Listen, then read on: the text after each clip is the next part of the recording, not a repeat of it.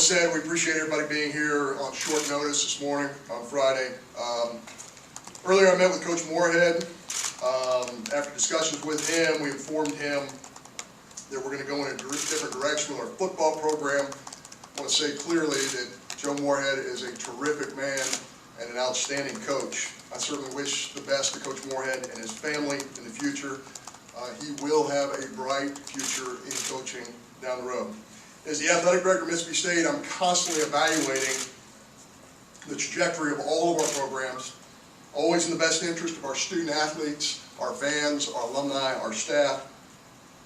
With our football season now complete, and after careful review of our program, we feel like it's in our best interest to move forward identifying a new football coach, one who is the best fit for Mississippi State University. Mississippi State's a unique place, and we'll never waver in the qualities that have made us successful. We're blue-collar, competitive, hard-nosed football team, and we play in the best division in the best conference in the entire country. We carry a chip on our shoulder, and we have to outwork other people. We will identify someone who will develop our student athletes on and off the field, and we will identify somebody who will hold all of our student athletes in football accountable. We are a family. We will find a head coach who connects with the most passionate fan base in all of college football. As you can imagine, a search of this magnitude is going to generate a ton of interest, and it's going to generate rumors. I ask that you take what you hear with a grain of salt, unless you hear it from me. And with that, I will take a few questions. Please raise your hand. We'll start with Ben in the front. John, Joe's a guy that finished 14 and 12, 3 straight top 25 recruiting classes, won 2 Egg Bowls. Why the change now?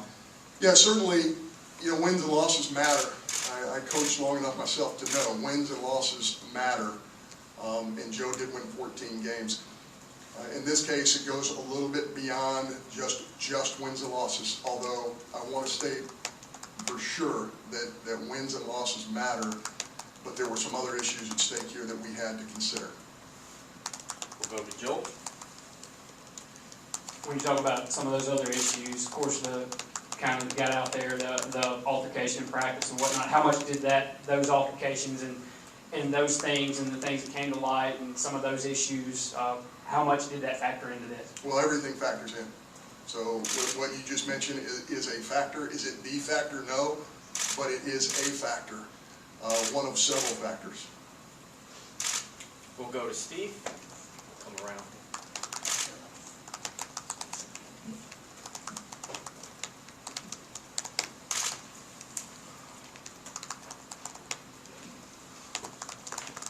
When identifying the next football coach at Mississippi State, what are some of the attributes you're looking for as a prerequisite that you have maybe a sitting head coach?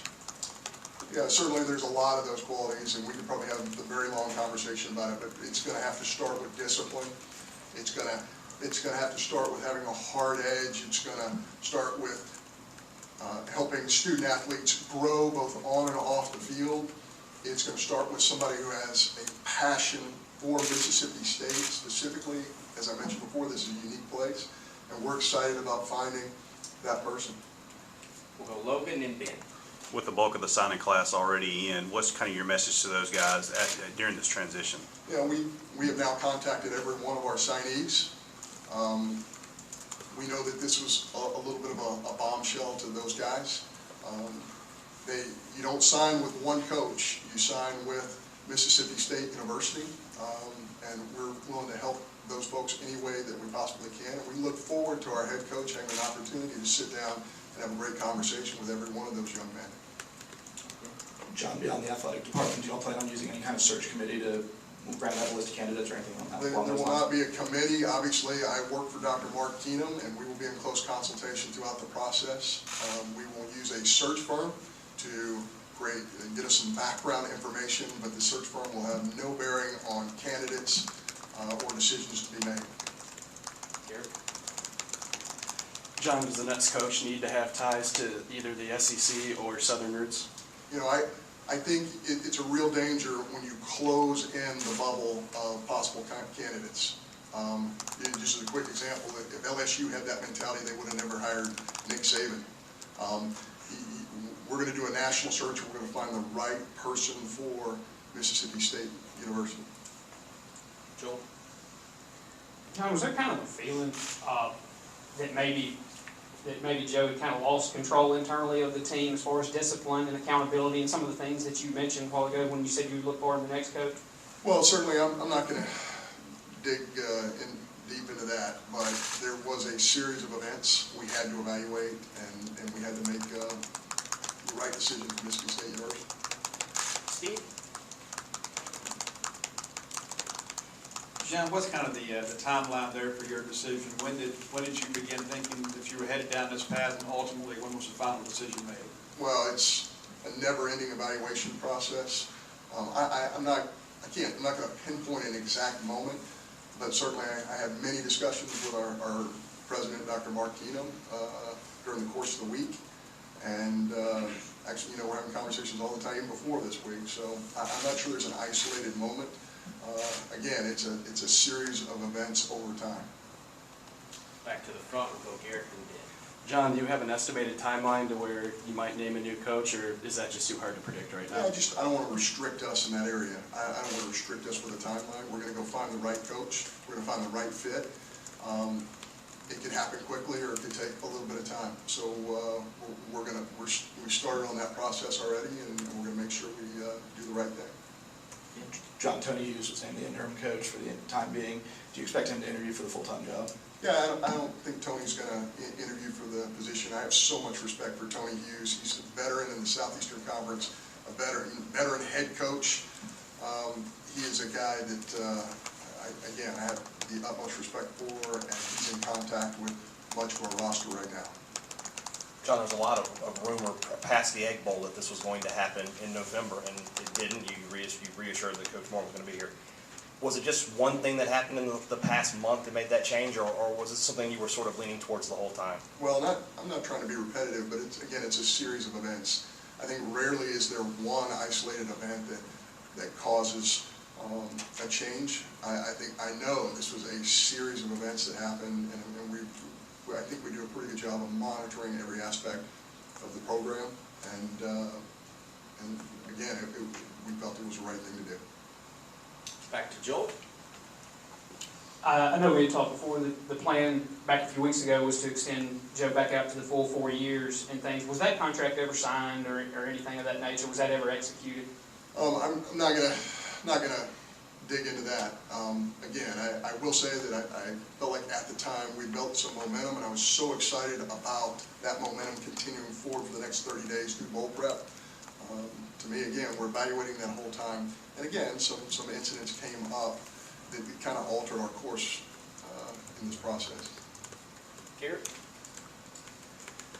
You said that off-the-field issues along with on-field problems were reasons for the change, but obviously firing a guy for 2 years after he making him bowl eligible, how would you reassure Nets coach that this could be a spot where he could succeed even, if he makes 2 straight bowls and he's out of a job today?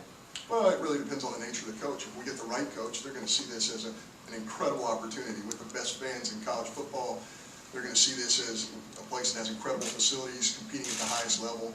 We've got to have the person who is not afraid to come in and compete against the best of the very best. And I think the SEC West, it's not even close when you look at it nationally. So I think it's all about getting the right guy, the right fit, who clearly understands the challenges of being at this level.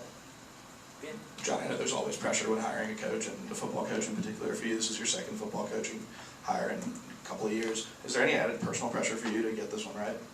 Yeah, you know what? I come from a sport where we played, if we made it to Omaha, we played 70 times a year. And I felt the same amount of pressure in every one of those 70 games. Pressure is something that's self-induced. I'm honored to represent Mississippi State, and I'm honored to represent this incredible fan base. I have so many friends that I went to school here with, so many friends who are fans. Our fans get it. Our fans are educated, and I love them. I think they create the best atmosphere in college football right here, and I want to do this for them. I want to do it for our players. I want to do it for this great university. That's my motive, not anything about pressure. Back to Joel up front. It's pretty unprecedented in Mississippi State history, and not all that usual around the country after 2 years to dismiss a coach and things. Just how difficult was it, this process, and how quickly it kind of came about and stuff. Just what has been the, I guess, internally in your mind, the dialogue and things. Just how tough has this been the last couple of weeks? Well, I always say this to all of our coaches, and I say it to my own children, if you do something the right way, it's always difficult, right? So everything's difficult about this. We're altering somebody's career, somebody that I care about, somebody I think who's a great man with a great family. It's difficult. There's no question about that.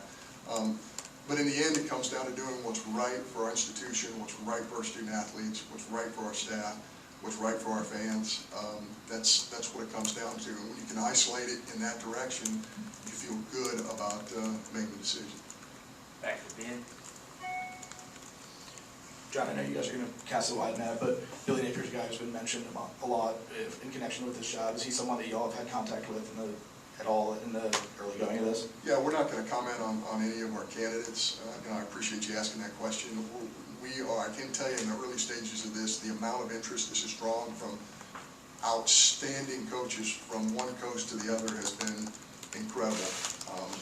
I shouldn't be surprised because this is an elite football program and we're going to get the right guy. But again, really excited about the pool that we've been able to put together so far. Back to Danny. John, I know delivering the news to coach had to be a tough thing to do, but what was his reaction? Did he seem appreciative of the opportunity you got here, or just could you share what maybe the reaction you had? Well, obviously it's disappointing, for sure. I mean, he is a great man. He's a learned man. He's an educated man. I think at some levels Joe immediately got it. But I also think he recognizes the fact that he's got a coaching future in front of him, and that he's going to be successful. He's going to learn from this experience. Anything else? All right, thank you very much.